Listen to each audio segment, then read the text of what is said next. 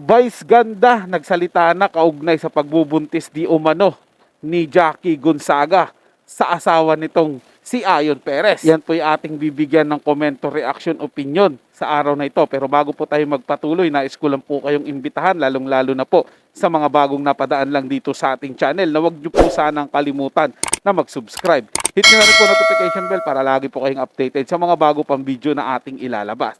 Share, like, and comment din po kayo mga tagapanood, atin yung babasahin at pupusuan. At syempre, wag nyo rin po sanang kalimutan na bisitahin ang ating bagong channel, ang Tagabanat TV. Nasa description po yung link na channel na yan mga tagapanood. Bisitahin po at pakisuportahan na rin. Kaya naman wag na natin patagalin to. Simulan na po natin ang ating reaction video sa araw na to mga tagapanood.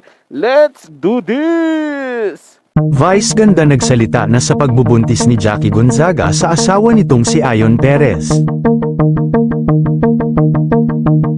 Laman ng balita ngayon ng It's Showtime host dancer na si Jackie Gonzaga. Matapos lumabas ang balita na nabuntis umano ito ng kanyang co-host sa It's Showtime na si Ayon Perez. Alam naman natin na asawa ni Ayon si Vice ganda, kaya ano na lang ang magiging reaksyon nito kung totoong nabuntis ng kanyang asawa na si Ayon ang kanyang anak-anakan na si Jackie Gonzaga. Noong nakaraang linggo pa pumutok ang isyu patungkol sa pagbubuntis nito. Hindi naman naiwasan ng netizens na tanungin tayo kung totoo bang buntis na si Jackie kay Ayon. Mismong kay Jackie na nanggaling ang balita sa pagbubuntis niya kay Ayon Perez. Narito ang actual na pagsasalita ni Jackie Gonzaga sa pregnant issue niya sa asawa ni Vice ganda na si Ayon Perez. Jowa ko daw si Kuya. What's the truth about you and Kuya? Kuya Ayon? Si Kuya mo Ayon? Anong truth? Kung ano-anong pinag-i-issue niyo. Kami daw ni Ayon. Adik ba kayo? Tigilan niyo yung bisyo niyo ha. Tsaka yung mga trolls din naman kung ano-ano din hindi, for the views kasi siguro kumikita sila doon. So, wala doon sila kikita. Ganun talaga, grind nila yun. Issue nila yun. Bahala sila doon. Hindi kadiri yung mga issue niyo. Kadiri yung mga taong naniniwala sa fake news. Bahala kayo dyan.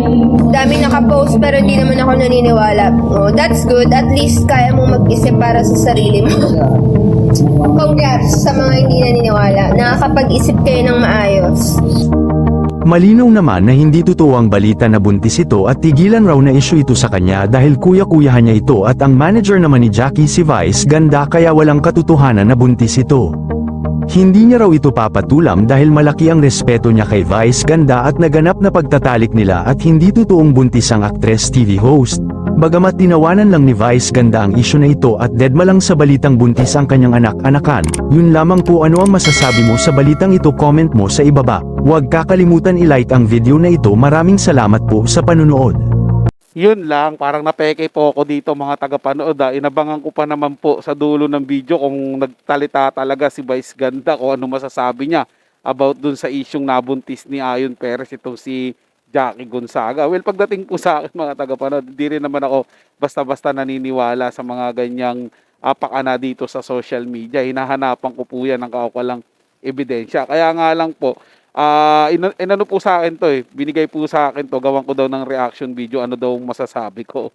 Well mga tagapanood, hanggat kasi hindi yan binabalita sa mainstream media o kinukumpirma ng both party ni ni Jackie at saka ni Ayon Perez, wag po natin agad paniwalaan. Well, pagdating po kasi sa social media, ang hirap po kasi hindi maniwala kasi yung iba talaga sinasabi yung totoo. Hindi na po natin alam kung kailan